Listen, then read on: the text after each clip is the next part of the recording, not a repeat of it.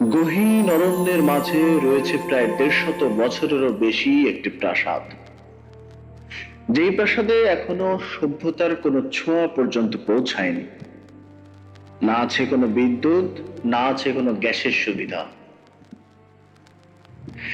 এজন্য তাদের বিদ্যুৎ কিংবা গ্যাস কোনটার কি দাম বাড়লো কি কমলো তা নিয়ে বিন্দু মাত্র মাথা ব্যথা নেই। এখানে শুধু একটি বিষয়ে মাথা ব্যথা করা হয়, যা হলো মাকে নিয়ে। মায়ের কোনো সমস্যা হলো কিনা সেটা নিয়ে এখানে প্রচন্ড মাথা ব্যথা রয়েছে।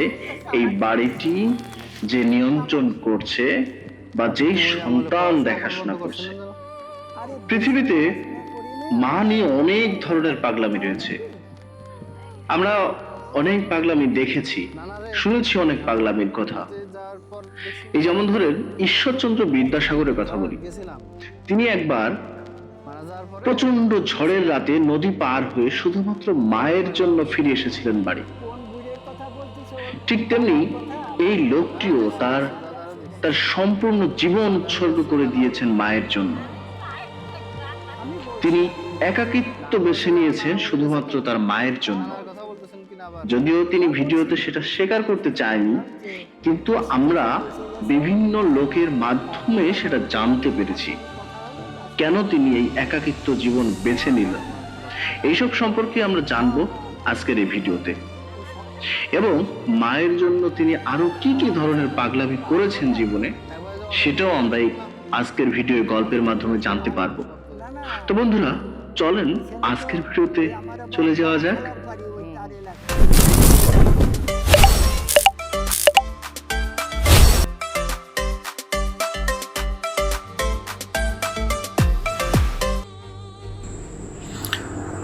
আমরা দাদিকে নিয়ে গল্পকেন্দ্রিক বাড়িটির দিকে ছুটতে লাগলাম।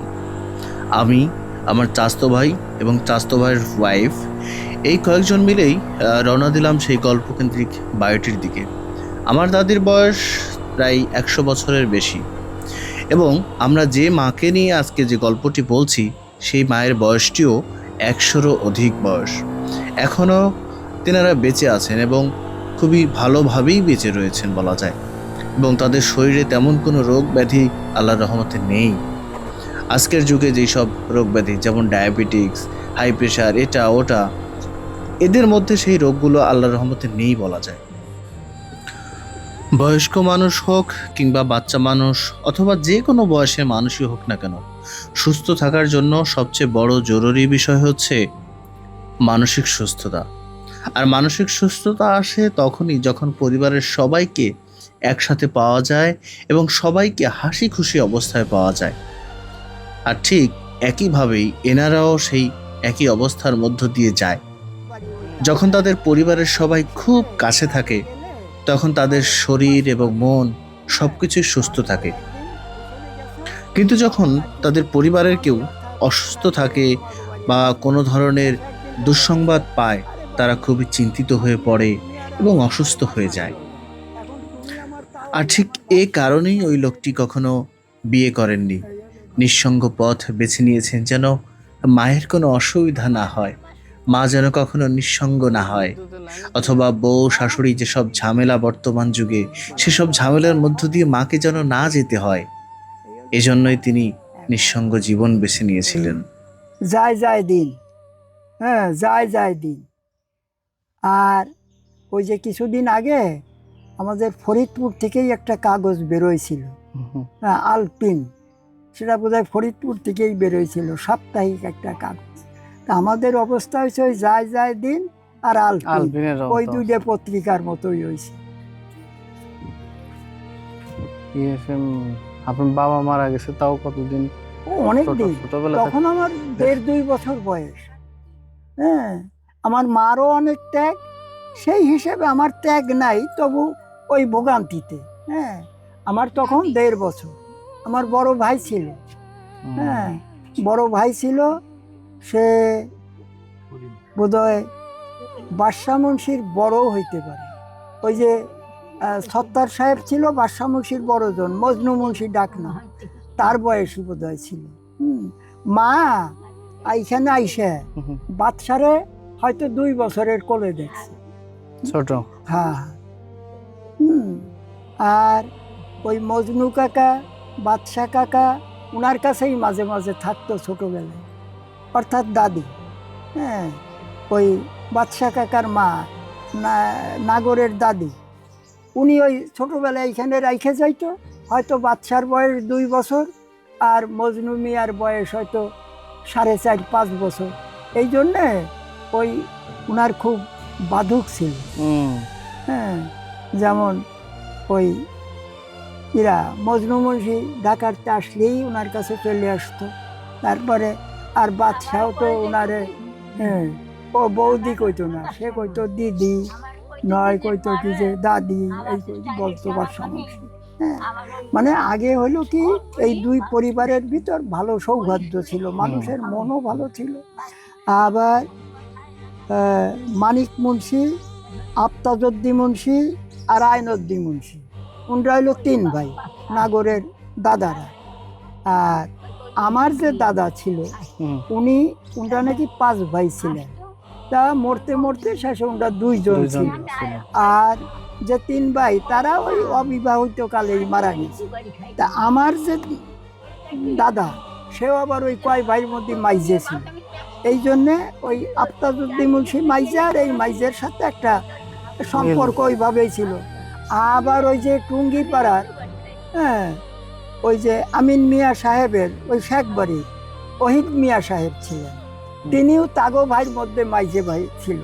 এই জন্য ওহিদ মিয়া সাহেব আমার ছোটবেলায় বা মা তখন ওই ওনাদের বজরা নৌকা ছিল, আমি দেখছি। আর আমার ছোটবেলায় রেডিও গ্রামে আসেনি, তখন গ্রাম ফোন ওনাদের ছিল, ওই যে কলের গান যেটাকে বলে গ্রাম ফোন। ওনারা ওই বজরা নৌকায় গ্রাম ফোন নিয়ে আসতো।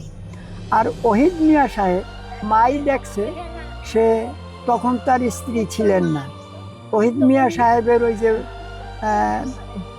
ছেলে ছিল বুঝি 3-4 জন না 5 জন ছিল। তারা ওই আমিন মিয়া সাহেব ছিল মাইজে, উনি যে মৃত্যুর আগেও আজ থেকে 20 বছর 25 বছর হয়ে গেল এখানে আসতো মাঝে মাঝে। তো ওনরা ওই সেই জন্যে ওই মাইজে মিয়া সাহেব আবার একটু একটা সাইড ওনার মানে ইনভ্যালিড হয়ে গেছে। ওই আমিন মিয়া সাহেবের বাবা বেশ উঁচু লম্বা জমিদার মানুষ, সেইভাবেই ছিল। তা এই ঘাটে যখন ওই হালটে ওনাকে ঘাটে যাইতে পারতো না নৌকা, আর বিশেষ করে এই আষাঢ় মাস থেকে আর কার্তিক মাস পর্যন্ত উনি এইখানেই থাকতো। ওই কাজের মেয়ে থাকতো এখানে এসে, ওনার ছেলেরাও একজন থাকতো। আর বিশেষ করে ওই আবুর মা অর্থাৎ বাদশা মুন্সির মা তারে ভাইজান করে অনেক খেদমত করত। আর তৎকালীন সময়ে মনে হয় অর্থনৈতিক দিক দিয়ে বাদশা মুন্সির মা, বাদশা মুন্সির বাপ মরে যাওয়ার পর সবই ছিল, কিন্তু অর্থনৈতিক দিয়ে খুবই একটু ভাঙে গেছিল। তা এই দিক দিয়ে ওই এইখানে নাইমে, ঘাটে নৌকা না গেলে এইখানে নাইমে ওই এইখানে আগে ছেলে হাতে ভর করে আইসে, এইখানে আইসে মারে ডাইকে, মারে একটু আদর করে, হ্যাঁ, তারপরে বাড়ির ভিতর ঢুকতো। এমনই সৌভাগ্য ছিল। ঠিক এমনি করেই একটা চাঞ্চল্যপূর্ণ বাড়ি একসময় নীরব হয়ে যায়। তাই বন্ধুরা, অনুরোধ থাকবে আপনারা যতটা সম্ভব সময় পরিবারকে দেবেন, কারণ দিন শেষে পরিবারই সব। পরিবার ভেঙে গেলে আমার আপনার কোনো অস্তিত্বই থাকবে না। তো বন্ধুরা, আজকের মতো এখানেই শেষ করছি।